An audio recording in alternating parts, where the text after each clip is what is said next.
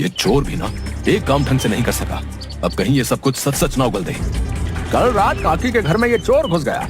वो तो शुक्र है कि इसने थोड़ी सूझबूझ दिखाई। अगर कोई ऊंच नीच हो जाती तो। आप कहना क्या चाहते हो मुखिया जी? काकी का यूं अकेले रहना ठीक नहीं, तुम इसे अपने साथ रखो।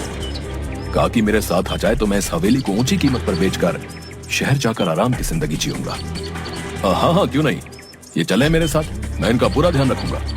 मुखिया जी, मुझे नहीं रहना इसके साथ। पर काकी, इसके सिवा तुम्हारा कोई है भी तो नहीं। पिछले साल जब मैं बीमार हुई थी तब भी आपने यही कह के मुझे इसके यहाँ भेजा। देखभाल करना तो दूर, रोटी कपड़े तक को मोहताज कर दिया था मुझे। ये और इसकी पत्नी मेरे साथ नौकरों से भी बुरा व्यवहार करते थे। पर काकी, अपमान सहने से तो अकेले रहना अच्छा है। वैसे भी इसे बस हवेली चाहिए। ठीक है काकी, तुम काकी के घर में क्या चोरी करने गए थे? हाँ, सुना नहीं, तुम काकी के घर में क्या चोरी करने गए थे? बताता हूँ पर मुझे मारना नहीं। गांव वालों ने मार मार के कमर तोड़ दिया। कोई नहीं मारेगा।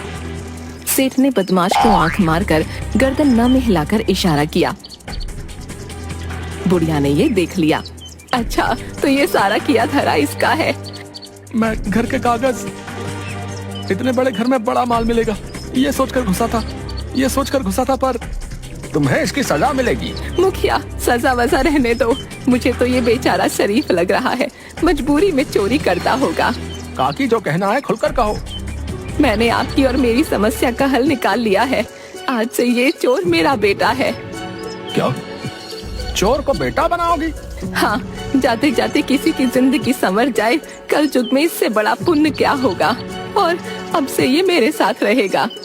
मुखिया जी, आप बस कागज पत्री बनवा दो कि मेरे बाद ये हवेली इसकी होगी, ताकि इसे आगे कभी कोई परेशानी ना हो। ठीक है काकी, जैसी तुम्हारी मर्जी।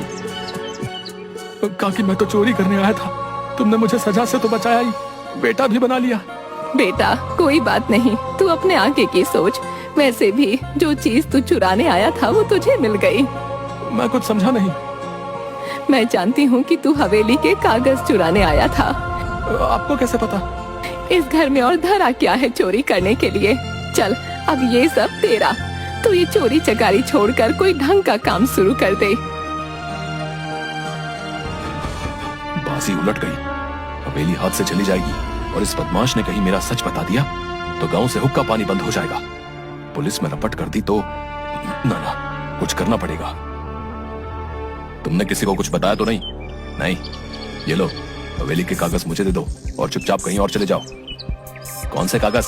वो हवेली मेरी माँ की है, उनकी रहेगी। ओहो, माँ? वो बुढ़िया तो तेरी माँ हो गई। हाँ, और मैं उनके साथ ही रहूंगा। तुम उन्हें तंग करने की सोचना भी मत। तुझे क्या लगता है मैं तुझे वो हवेली इतनी आसानी से लेने दूंगा? वो बस और बस मेरी है, समझा? मुझे हवेली नहीं चाहिए, पर जब तक माँ नहीं चाहेगी मैं तुम्हें भी नहीं लेने दूंगा। देख, सादापन मत, अपनी औकात मत भूल, समझा? तुझे मैंने वहां हवेली के कागज चुराने के लिए भेजा था। वो कागज मुझे ला कर दे और यहाँ से दूर चला जा। तभी पेड़ों के पीछे छिपी बुढ़िया ताली बजाते हुए सामने आई। उसके साथ मुखिया और गांव वाले भी थे। तूने मुझसे चालाकी की। ये पराया होकर भी अपना बन गया, पर तुम अपने होकर भी कभी अपने नहीं बन पाए। अरे तुम तो बहुत गिरे हुए इंसान हो भाई। तुम्हारी सजा पंचायत बताएगी। अरे ले चलो इसे, इसकी हेकड़ी निकालनी पड़ेगी। सब कुछ होते हुए भी एक बेसहारा बुढ़िया को तंग करता है। ऐसी नालायक औलाद किसी के ना हो। इसके बाद पंचायत ने सेठ का हुक्का पानी बंद कर दिया और दूसरी तरफ बदमाश काकी का बेटा बनकर काकी के साथ खुशी खुशी हवेली में रहने लगा।